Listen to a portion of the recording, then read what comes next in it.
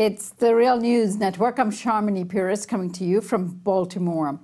Last Wednesday's test launch of an intercontinental ballistic rocket by North Korea appears to have had its desired effect, rattling Washington. White House National Security Advisor H.R. McMaster, when asked about the test, said, of war with North Korea increased since this latest launch. I think it's increasing every day. On CBS's Face the Nation on Sunday, Senator Bob Graham said preemptive war with North Korea is more likely. Where are we with North Korea right now? We're getting close to a military conflict because North Korea is marching toward marrying up the technology of an ICBM with a nuclear weapon on top that can not only get to America but deliver the weapon. We're running out of time. McMaster said that yesterday. I'm going to urge the Pentagon not to send any more dependence to South Korea. South Korea should be an unaccompanied tour. It's crazy to send spouses and children to South Korea given the provocation of North Korea. So I want them to stop sending dependents, and I think it's now time to start moving American dependents out of South Korea. How close? You say we're getting close to military confrontation. What are we talking about here? The intelligence community can tell you that better than I can, but I had an extensive discussion with the administration about this topic. The policy of the Trump administration is to deny North Korea the capability to hit America with a nuclear-tipped missile, not to contain it. Denial means preemptive war as a last resort. That preemption is becoming more likely as their technology matures. Every missile test, every underground test of a nuclear weapon means the marriage is more likely. I think we're really running out of time. The Chinese are trying, but ineffectively. If there's an underground nuclear test, then you need to get ready for a very serious response by the United States. On to talk about this with me is Colonel Larry Wilkerson. He's a retired U.S. colonel and former chief of staff to the U.S. Secretary of State, Colin Powell, now a distinguished professor at the College of William and Mary. Thanks for joining me, Larry. Good to be here with you, Sharmini. Larry, let's take up what Senator Graham just said. First, that dependents and children of U.S. military should not accompany them to the bases in South Korea, where there is some 28,000 U.S. military personnel carrying out various extensive war games in the region. Second, that a preemptive strike is near. How serious is this? I can only interpret what Lindsey Graham just said from two possible perspectives, very different perspectives. One, that he's trying to do what people say Donald Trump is trying to do in a very strategic way, and that is scare the devil out of Kim Jung-un and his North Korean military so that they'll come to the negotiating table, abjectly surrender, in other words. Or he's just as dumb and as strategically inept as I think the entire administration is. So I don't know which interpretation to put on it, but increasingly I'm thinking, after having visited with the Senate and visited with representatives in the House for a number of other reasons and talked with them, that there are not a lot of people with a lot of smarts over there in the Congress.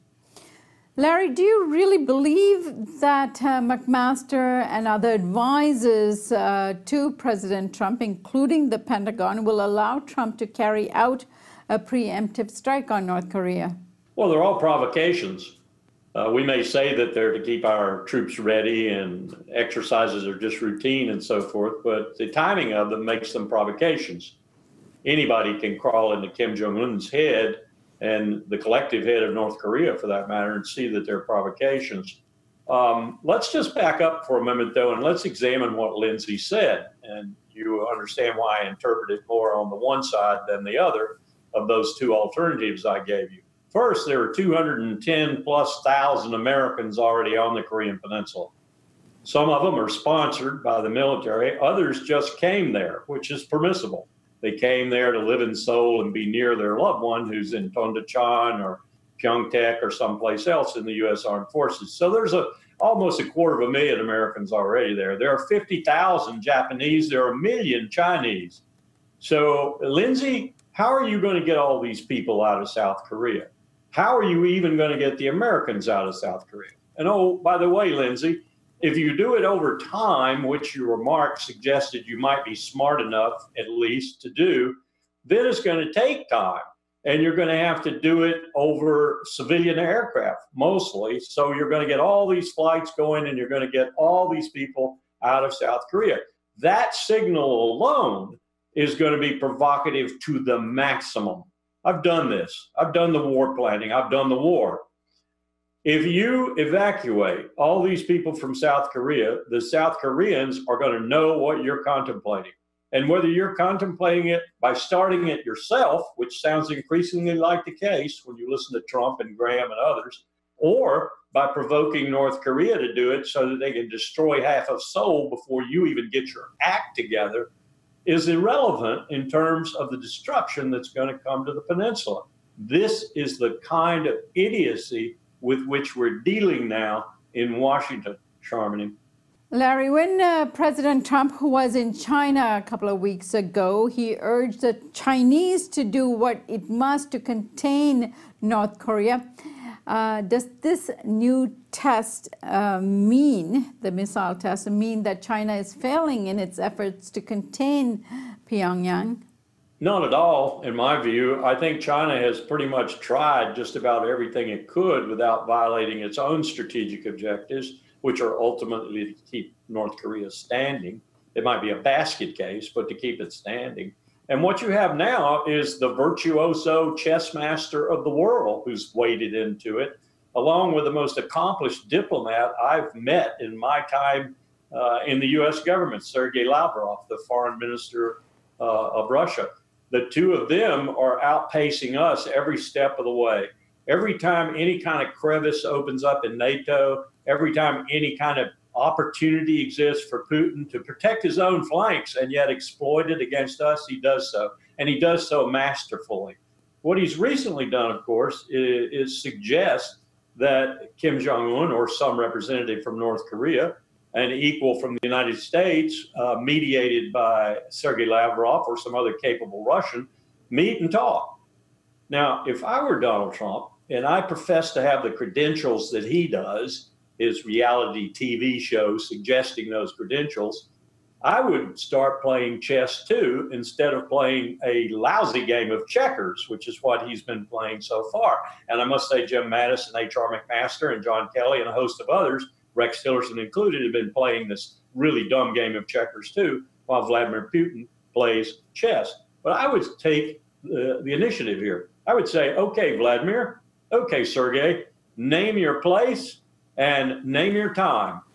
And we will sit down with you as the intermediary, and whatever North Korean comes, we will send an equivalent and we will talk. I'd shock them to death and I'd make them put up or shut up. Let's sit down in Pyongyang. I'd want to go to Pyongyang. I wouldn't want to go to Moscow, and I wouldn't want to do it here.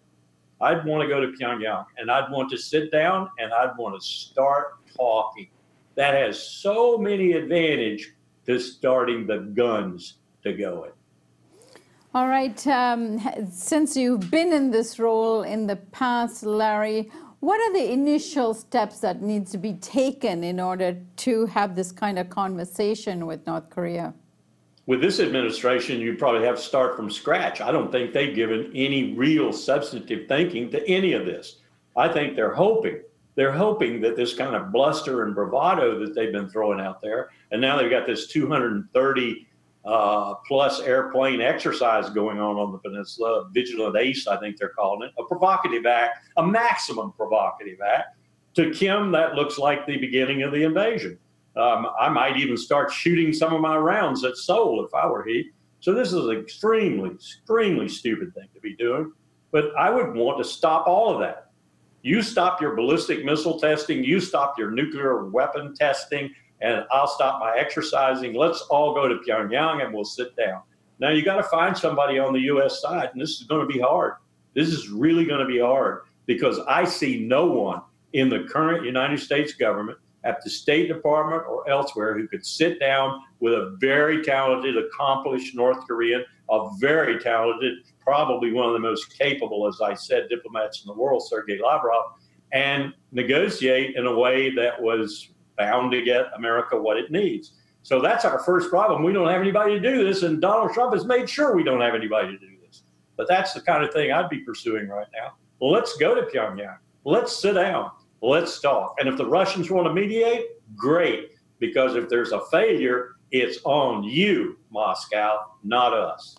On CNN program GPS, Larry, with Fareed Zakaria, it was discussed that the technology for the ballistic missile that North Korea has just launched came from Russia. Do you think this is possible? I can tell you without breaching any official secrets that when I was working on the North Korean Working Group and elsewhere in my time studying Northeast Asia, we were very worried about and had some significant proof about Russian scientists who at the end of the Cold War had no future. And they had been very well paid, very secure in their positions, very respected people. And they spread to the four winds, as it were. They went to places like Tehran. They went to places like Islamabad. They went to places like Pyongyang. And so you have had, ever since the end of the Cold War, Russian expertise.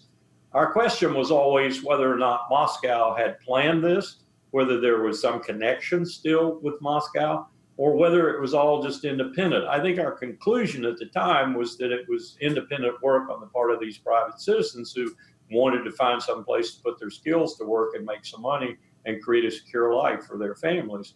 I don't know if that's still the case. If I'd been Vladimir Putin and I was looking for ways to combat the United States, I would probably have made some contact with some of these scientists and gotten briefings and find out where they are and so forth. Not to suggest that he's doing that in a nefarious way. Maybe he's just doing it because he wants to be brought up to speed. And maybe that's one of the reasons he's now making this offer to mediate negotiations. I rather doubt that, though. I think he's probably seeking another march on the United States. He's been achieving them. He's achieved them in Kosovo. He's getting ready to achieve them even more in Kosovo, in Crimea and Georgia and Ukraine, of course, in Syria. I mean, this man's got a victory record that's quite impressive compared to our loss record. Right. And finally, Larry, getting back to Senator Lindsey Graham's statement about a preemptive strike on North Korea, how likely is it that the Joint Chief of Staff and other arms of the military Pentagon would respond with such a strike at this time? Sharmini, let me tell you how difficult this is. I've done the war planning here, and I've been updated on some of the war planning that's more modern than my time in the military. If we were to fire a spread of nuclear weapons at North Korea, even if we pinpointed the strike points with a CEP of 10 meters, say, or even 10 feet, that is to say it would land within 10 feet of our strike point. If we fired all of that panoply of death and destruction, we would kill a lot of people and we would destroy an enormous structure above ground, and we probably would pollute Japan and China and certainly all of North Korea. But we would not get their nuclear weapons complex. It is too far underground and too well protected. That's the nature of the challenge that we're confronting. In order to ensure that you got that complex, you would have to fight either a nuclear-assisted or a totally conventional conflict on the ground, in the air, at sea, and you would have to defeat the North Korean armed forces and then march in and more or less occupy the country, search out all of those facilities, and destroy them. And then you'd probably have to hang around for a while to make sure chaos didn't result and to make sure that Russia and China didn't take real advantage of that chaos and consolidate North Korea before you could or before the South could. This is not an easy challenge as McMaster and Mattis and others are presenting it as. And I'm not being fair to them because if you'll check their statements, you'll see that they've said from time to time, especially General Mattis, that this is an incredibly difficult problem. In the meantime, while all of this is happening, if even only half, Sharmini, of North Korea's artillery works, Seoul is going to be aflame. It's going to be burning. Thousands, if not tens of thousands of people are going to be dead, probably hundreds of thousands in the casualty figures. So this is not something you want to do, period. One cannot ignore, Larry, what's going on in Washington right now to the Trump administration by way of the investigations underway and, regarding the Russia coercion, Russian collaborations around the elections and so forth. And the Trump administration would like nothing more than a war as a distraction at this point. How likely is it that that would play into a decision about North Korea at this time? Hard to say with this administration, Sharmini.